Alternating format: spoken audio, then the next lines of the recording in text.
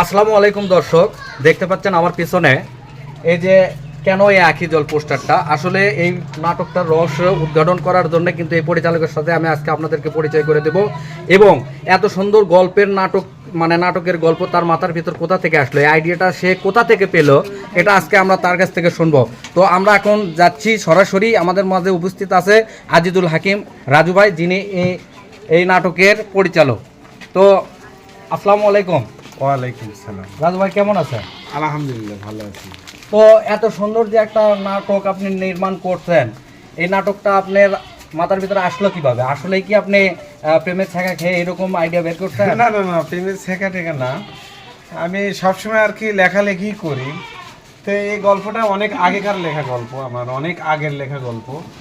তো এই নাটকে আমি একটা অভিনয় করব এরকম একটা চিন্তা চেতনা অনেক আগের ছিল। আর পুরোটা চিন্তা